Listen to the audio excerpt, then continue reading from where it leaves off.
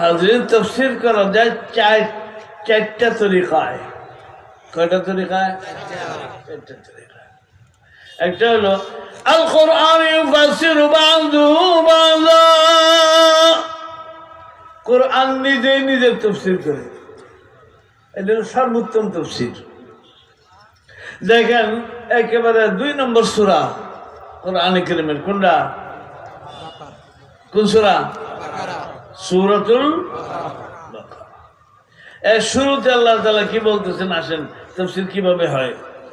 আলিফ লাম মিম যালিকাল কিতাবু লা রাইবা ফীহি হুদাল লিল মুত্তাকিন। আলিফ লাম মিম এটার অর্থ তুমি এসে আমরা বলতে পারবো না, কেউই বলতে পারবে। এটা আল্লাহর মধ্যে, আল্লাহ রসুলের মধ্যে গোপন ভেদ, এটা অন্য কেউ জানার দরকারও নাই। মিয়া সাহেব, মানুষ মনে করে হুজুরের মধ্যে আমরা বাইল মারি, না না না। আপনি বলেন তো দেখি, এমন কিছু কথা আছে কিনা আপনার সংসারের যে আপনি আর আপনার স্ত্রী ব্যতীত আর কেউ জানা ঠিক না, এরকম আছে কিনা? আছে। হ্যাঁ, এমন কথা থাকে যেটা এই পরিবারের সদস্যরা জানবে, আর কারো জানার দরকার নেই, জানলে ক্ষতি হবে। একটা রাষ্ট্রের এমন কিছু কথা থাকে কিনা যেটা শীর্ষ দায়িত্বশীল যে সে আর তার গোয়েন্দা সংস্থায় দুইটাই জানবে, আর কেউ জানবে না, থাকে না? থাকে না? তো এইরকম শীর্ষ এই মহাবিশ্বের শ্রেষ্ঠ দায়িত্বশীল আল্লাহ এবং তার আখিরি নবী সরকার তো জাহান মুহাম্মদুর রাসূলুল্লাহ, তাদের মধ্যে হইতেছে একটা গোপন ভেদ, আলিফ লাম মিম। এটা আমরা বলতে পারবো না, এটা আল্লাহ জানেন, আল্লাহ রাসূল। যালিকাল কিতাব, এই যে এই কিতাব, যালিকাল কিতাব, যালিকা কেন বলা হয়েছে এইগুলি আজকে বলবো না। লা রাইবা ফীহি, এটা যে আল্লাহর পক্ষ থেকে আসছে, এর মধ্যে কোনো সংশয় সন্দেহের অবকাশ নেই। হুদাল লিল মুত্তাকিন, এই কোরআন মুত্তাকিদের হেদায়েতের জন্য আসছে।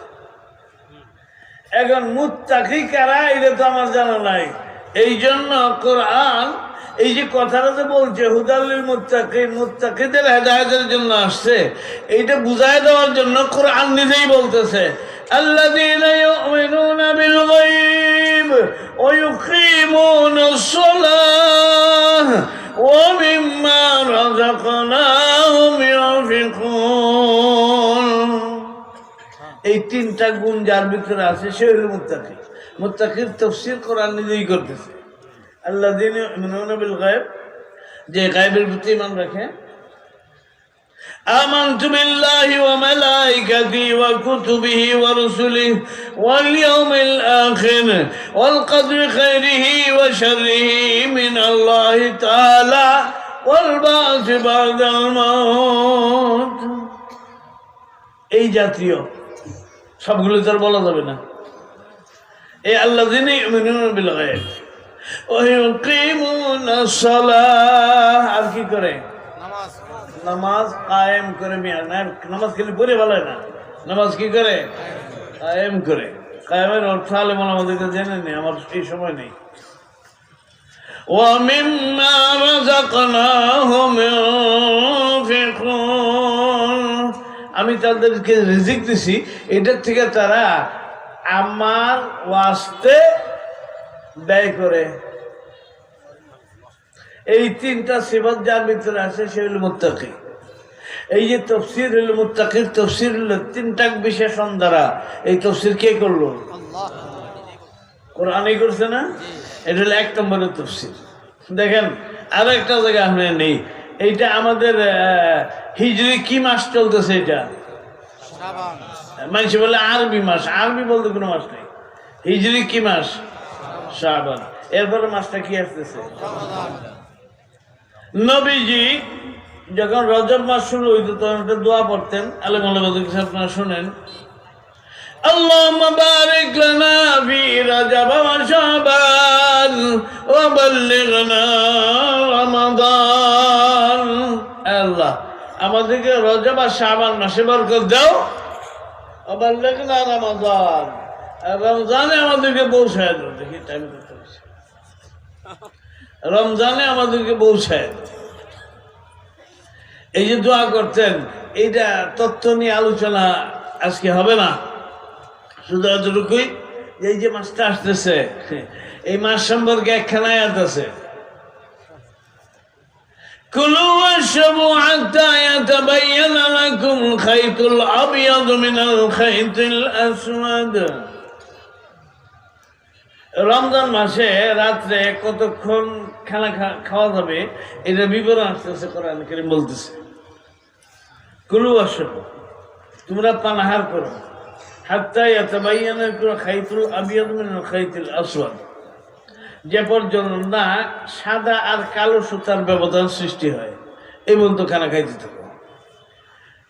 এর একদিন পরে দেখা যায় সাহাবীরা যে আসতেছেন নবীজির দরবারে, কেউ এইখানে কালা সাদা সুতা বাঁধা, কেউ জামার মধ্যে কালা সাদা সুতা এরকম সেলাই করে দেওয়া, কেউ পায়ের কষার মধ্যে কালা সাদা সুতা বাঁধা।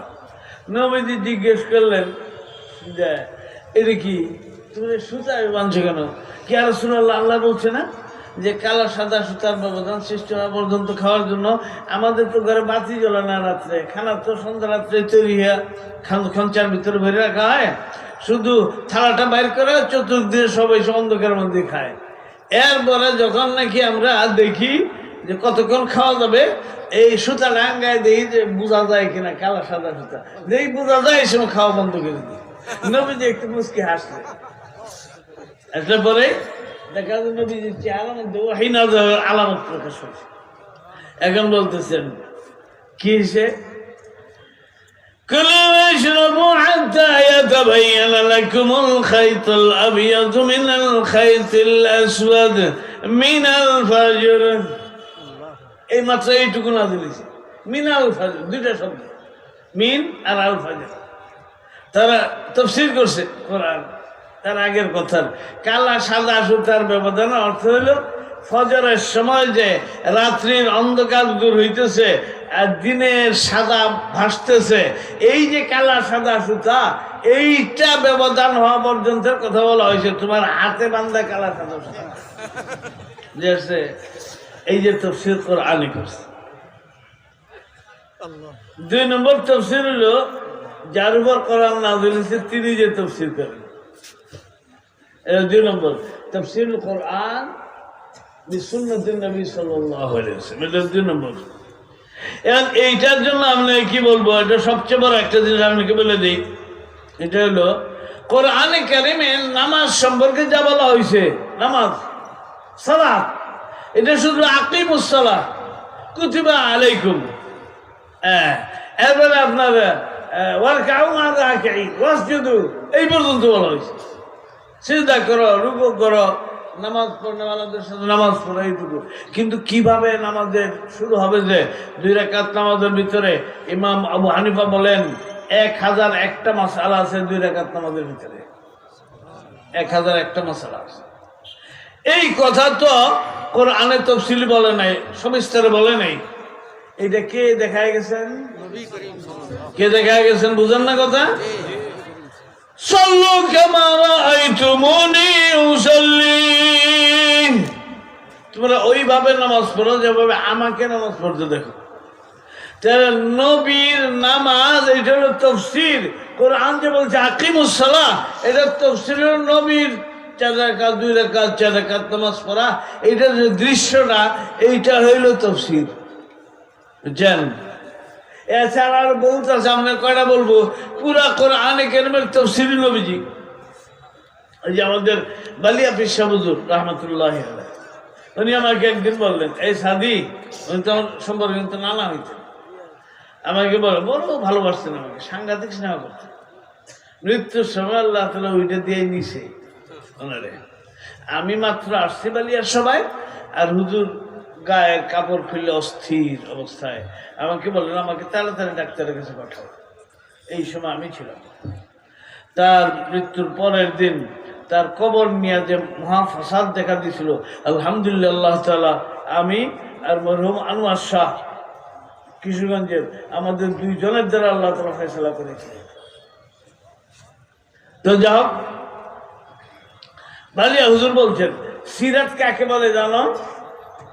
আমি বললাম এটা আপনি বললেই তো ভালো হয়, ওনার কিন্তু জব এইভাবে দিতে হইতো, তাহলে ভালো কথা বাইরে জানে কথা বলছি। তখন বলেন सूरत से जो निकलती है वही सीरत है।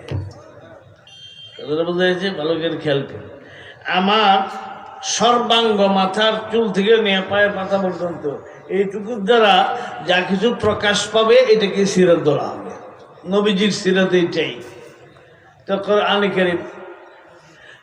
কারীমের তাফসীর নবীজির। 3 নম্বর হলো সাহাবায়ে কেরামের তাফসীর। সাহাবায়ে কেরামের তাফসীর 25 হয় নাই, 25 পর্যন্ত কথা বলার দায়িত্ব ছিল।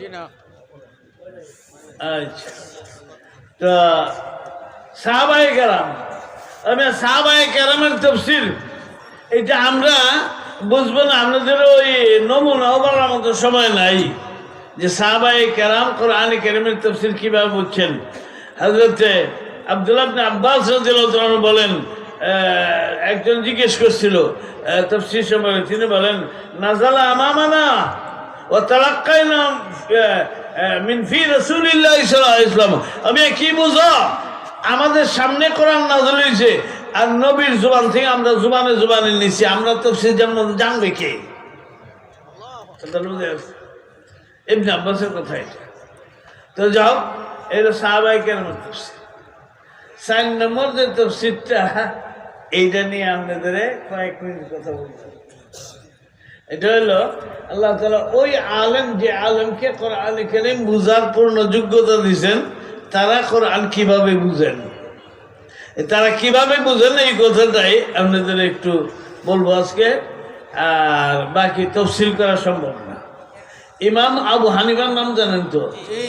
হ্যাঁ, এবারে কি আপনাদের দুবার রিক্সা চালায়? হ্যাঁ, এবারে কে? হ্যাঁ, ইমাম আযম নুমান ইবনে সাবিত। এই বেলা যখন বাগদাদের এক ইউনিভার্সিটির ছাত্র, 12-13 বছর বয়স, ইমাম শাহরানির কাছে ওই সময় বাগদাদে একটা ঘটনা ঘটে। এক লোক খুব সম্পদশালী মানুষ, তো তার স্ত্রীও খুব ঐশ্বর্যম্পস্যা, একেবারে অতি সুন্দরী।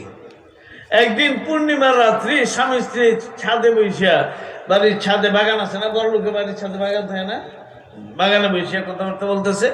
হঠাৎ স্বামী তার স্ত্রীর রূপ লাবণ্য বিমুগ্ধ হইয়া সে একটা কথা বলে হচ্ছে, তুমি যদি চাঁদের চেয়ে সুন্দরী না হয়ে থাকো তাহলে 3 তালাক।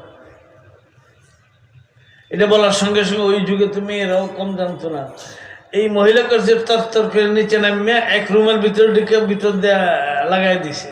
হ্যাঁ, তার স্বামী ভাবছে হায় হায় কি করলাম, ধরে নামছে, নক করছে, তোরা যায় ভিতর থেকে বলতেছে আর সোনার ডিম পাওয়া যাবে না, মুরগি জবাই হয়ে গেছে। এখন তো এই লোক তোমার আত্মক মুসিবতে।